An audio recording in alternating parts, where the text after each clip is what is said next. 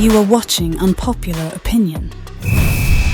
What's up, everybody? This is your boy AB, and you are now listening to the Unpopular Opinion Sports Podcast. My name is AB. And it's your boy Pap. Let's get it. So we in here for another episode. We got 3 topics for y'all.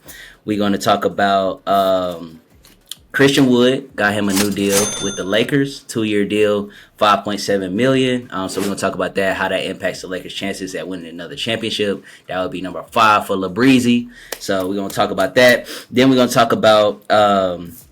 Clemson and Duke. Clemson and Duke, man. I don't know how this happened, but Duke ended up winning that game 28-7. We're going to dive into that. I am a Clemson fan as well. I'm just taking L's. I'm going to get my L's out the way, so then when the real season start... No. We're going to also go ahead and give you that L when the Lions beat the Chiefs, too. That ain't going to happen.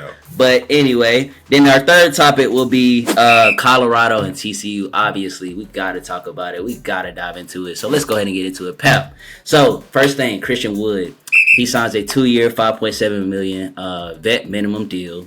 How do you think Christian Wood, his play, his impact will be on the Lakers and their chance of winning the championship? I feel like Christian Wood is definitely that extra piece that the Lakers are needing right now. When they went and got Mo Bamba last year, Christian Wood is going to be able to fill that role that Mo Bamba was supposed to be able to fill because he's a nice big guy. He shoots the ball well. He rebounds the ball well, but he can also play well down low. And he defends decently. Over the last 4 seasons, he hasn't had a season where he's averaged under a block. I understand 1 block isn't great, but that means you have at least 82 blocks in a season. I'll take it.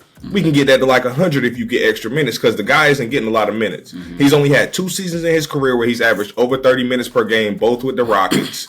And in those seasons, the guy has averaged 22 points. Wait, whoa. No, that's wrong. 21 points and 9.6 rebounds the first season, and then 18 points and 10 rebounds the second season. So he's a scoring guy that can also get you rebounds. I mean, when you get a guy like that, you can kind of take AD out of the post, which I really appreciate because the season that the Lakers won a championship, AD was healthy because JaVale and Dwight were there keeping him out of the post. AD is injury prone. He can't be down low banging with big guys like Embiid and Jokic and guys like that and expect to stay healthy. Right. Healthy AD can lead to a championship for the Lakers. And when you pair him with guys like, you got Tristan Thompson still out there, Wenyen Gabriel, Jared Vanderbilt. They added Jackson Hayes this year, who was coming back? Yeah, I think so. Yeah. If I'm not mistaken. Jackson Hayes, also a super athletic big guy. He can get out there and block shots. He can catch alley-oops from LeBron and the point guards like Gabe Vincent that they added. Come on. Fellow Duke boy Cam Reddish added to the squad. 3-point dropper. The Lakers are putting together a team that can outscore and out-defend just about anybody that comes in their way. And that's what it takes to win a championship in the NBA. You have to be able to beat the opposing team on both sides of the ball. Yeah.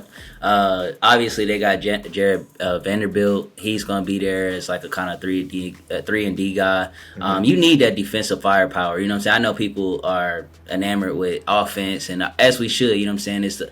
It's a beautiful part of the game. But what really makes champions is the gritty, the dirty, like those who really to dive on the floor, ready to get steals, ready to get deflections, get blocks. Those type of rebounding. That's an important part of the game. So, Jared Vanderbilt, I think it will be huge. Gabe Vincent will be huge. That was a really nice pickup. I love that pickup for them. Just as we saw him play in the finals, this past season, and could shoot threes very well at a high clip. And he's a good defender, you know what I'm saying? And he probably won't necessarily be running the point, obviously. But we got LeBron that can do that. But, Gabe Vincent is a nice piece, kind of like a Mario Chalmers. When I think about like a point guard that could shoot threes and he'll play off the ball. Like Chalmers, I know people hate Chalmers. I don't know why. Chalmers get a lot of hate. I was trying to stay calm. Chalmers get a lot of hate. But he did some big shots for Miami. You know what I'm saying? I'm not saying mentally. I'm not saying mentality, because I think that's the part that people didn't like, was like Mario Chalmers' mentality and stuff like that. Mm-hmm. But as far as like a guy who's gritty and will,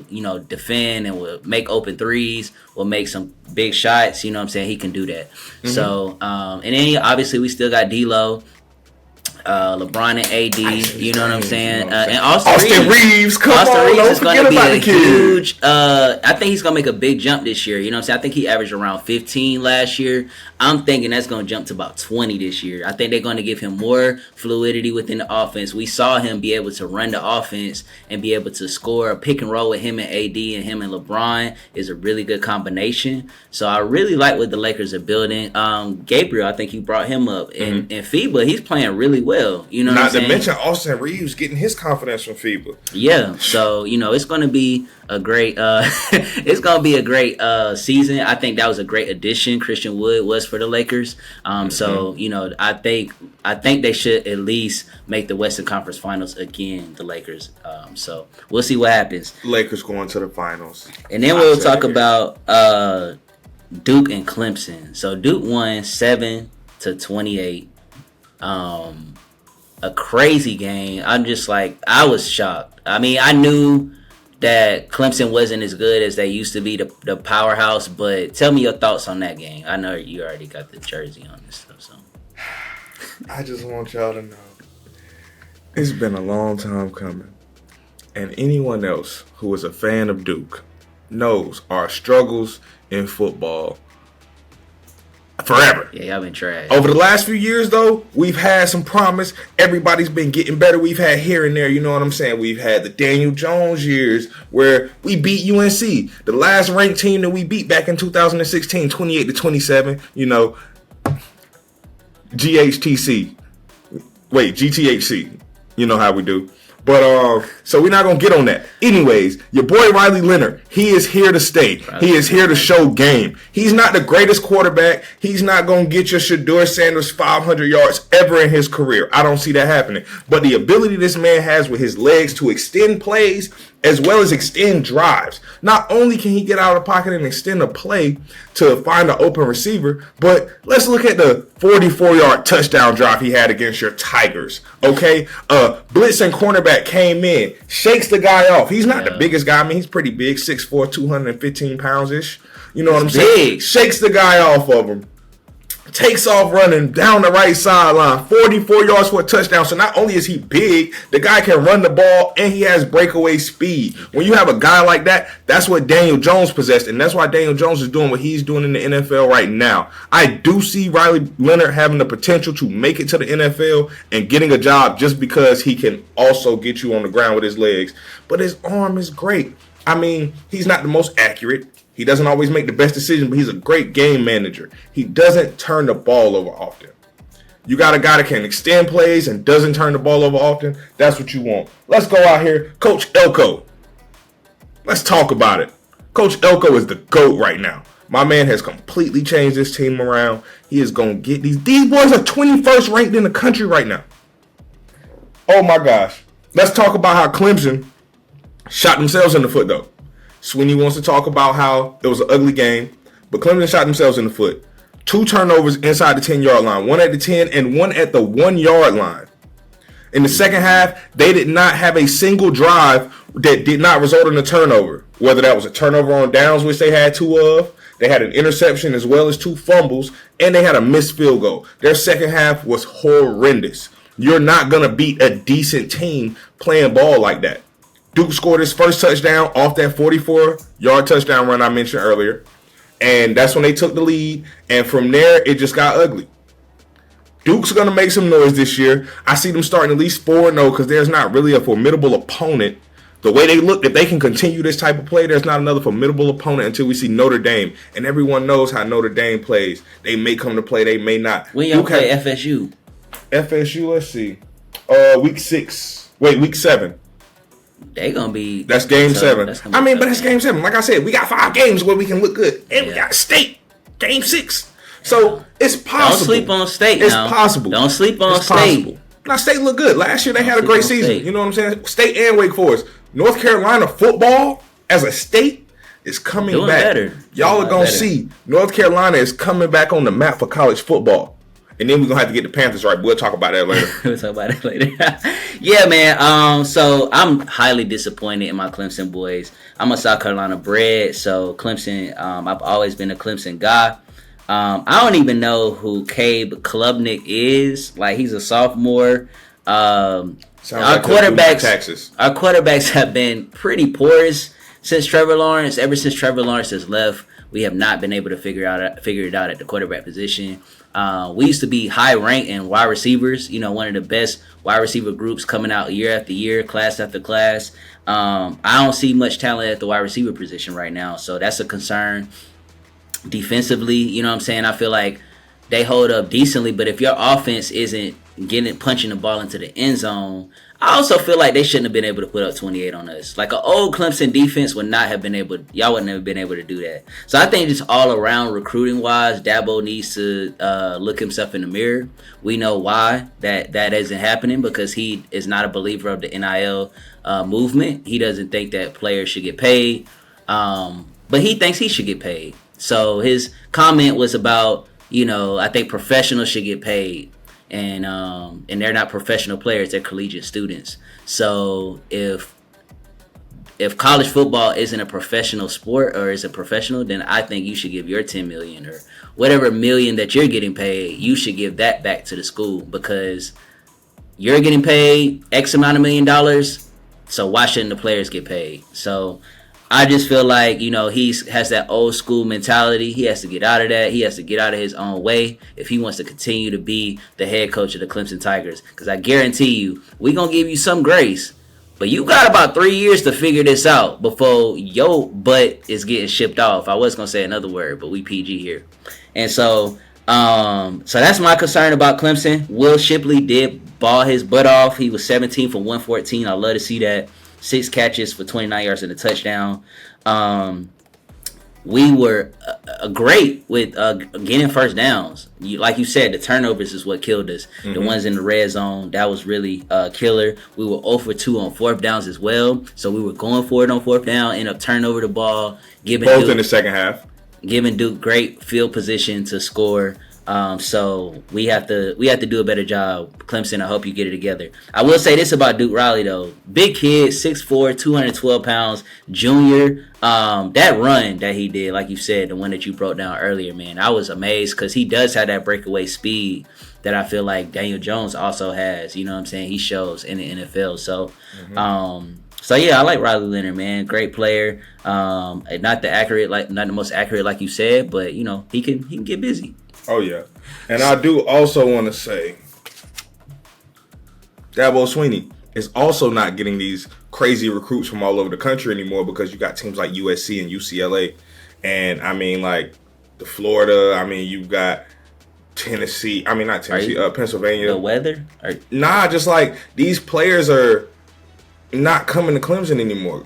Clemson was getting players from outside of their state, from outside of the region, so that's what also helped them out. Well, they doing that. The quarterback they got is from Texas. I mean, but when you got NIL deals, you know what I'm saying, coming along now. People not coming to Clemson because it's Death Valley. That's the main thing. It's the NIL to me. Yeah, and he's not, like you said earlier, he's not really here for the NIL deal. So when players and stuff like that, man, I just don't think you're gonna really come to a guy that's not here for you. He's here for him, essentially. Yeah, for sure. So let's go ahead and break down this Colorado and TCU game, man. We're going to make it quick, but tell me your thoughts on the Colorado TCU game, man. What a game. What a game. Great win for Coach Prime and the Buffaloes. Shedeur Sanders showed that he can play well at a high level of football, so it wasn't just a fluke. I mean, we can't say it's not just a fluke because it's the first game, but the way the man played, it looks like he's here. 38 for 47, 510 yards, 4 touchdowns. It's crazy. You got guys like Travis Hunter out there playing. The guy plays both sides of the ball. Had an interception and a pass deflection, as well as 11 catches for 119 yards. Oh, my God. I mean, and they have a true freshman running back that had 3 touchdowns receiving, 4 total for the game, a 75-yarder and a 46-yarder. Him and Shedeur Sanders have great chemistry. My only concern with the Buffaloes this season is you have to get that defense together. Y'all gave up 541 yards, 262 of which came on the ground. You can't give up 262 yards on the ground and expect to win in a Power 5 conference. You can't expect to compete with the best. USC and UCLA are in your conference. When you playing guys like that, you can't give up You can't be bad on the ground and expect to still be able to contain that quarterback. A guy like Caleb Williams, if y'all give him a run game, he is going to eat you alive. Yeah. It's not happening. I mean, I'm excited to watch what they do. They have a big game next week against their rivals in Nebraska. They tried to set Coach Sanders up for some craziness, gave him TCU first, and then gave him his biggest rival with Nebraska from Colorado's biggest rival with Nebraska in game 2. Matt Rule, we'll see what he does. They lost a clutch game last week. You know, Minnesota came off and beat them by 3. Matt Rule coaching who? Nebraska. Oh, okay. Yeah, former Panthers coach. Shout out North Carolina. But I think Colorado's going to beat them too. Start out 2-0, and we're going to start Matt Rule out at 0-2. Yeah, man. And just my take real quick, man. Yeah, Shedeur, like you said, balled out. Broke a school record in his first game as a Colorado. He said that was his best game ever. You know what I mean? In college, high school, period. Like, that was his best game ever. I think Coach Prime said in the press conference that he broke 9 school records that game. Probably so. I wouldn't be surprised. But 4 receivers for 100 yards or more. So he's spreading the ball out to everyone. Everyone's getting a chance. Joe Horn Jr., I think his name is Joe Horn Jr. Like, Joe Horn, you remember from the Saints? Mm-hmm. His son playing for him. Like, I know he going to be a beast. Like, these, you know, a lot of these kids, Coach Prime has been coaching since they've been a kid. They like 6, 7, 8 years old. So a lot of these kids have that trust factor. They have that. They know what that Deion knows what he's doing. Obviously, he has the NFL Hall of Fame prestige, but they also trust him on a personal level because he's literally. You know what I'm saying? Travis Hunter calls him dad. You know what I'm saying? Like, right, he was literally going to these kids' houses when he was at Jackson State meeting with their parents. Right. So a big deal. You know what I'm saying? Just to have that trust factor with your coach and player, that's really important. And I want to show some love to TCU as well. You know what I'm saying? They did have some players that played well. Imani Bailey, he was 14 for 164, 3 touchdowns on the ground. Like you said, the ground game, that's the thing that Colorado has to address. But it's hard, you know what I'm saying, in your first year recruiting, trying to get like these big guys. That's the thing that Deion was talking about. Like, we got to up front, defensively and offensively, we have to change the culture, you know what I'm saying? Because then our athletic guys on the back end can kind of do what they can do once the up front guys hold their own. Mm-hmm. So, you know, I love what I'm seeing from Deion. He's really, and I think if people pay attention, an inspiration for a lot of us. You know what I'm saying? Everybody has been put as an underdog at some point in time, and Deion just shows, like, if you just have that confidence and put that work in, things will happen for you. Things gonna turn into a positive direction. So that's all I got to say for that one, and we're going to wrap it up for this podcast, man. I want to thank everybody for tuning in to today's podcast. You can find us on YouTube and on Spotify. Unpopular Opinion Sports Podcast. You can type in UOSP as well. I think it may come up. So continue to support, man. We appreciate the love. Go ahead and send it out to your friends. Comment below, too. You know what I'm saying? In the comments, let us know what y'all thinking. You know what I'm saying? I'll get in there and debate with y'all here and there, too. So Pap might do it himself. So, hey, so just, you know. I want to get into it with me. So keep it tuned in. Keep it locked with us, man. Like I said, we are dropping every Tuesday and Friday. So we up out of here, man. Peace. You are watching Unpopular Opinion.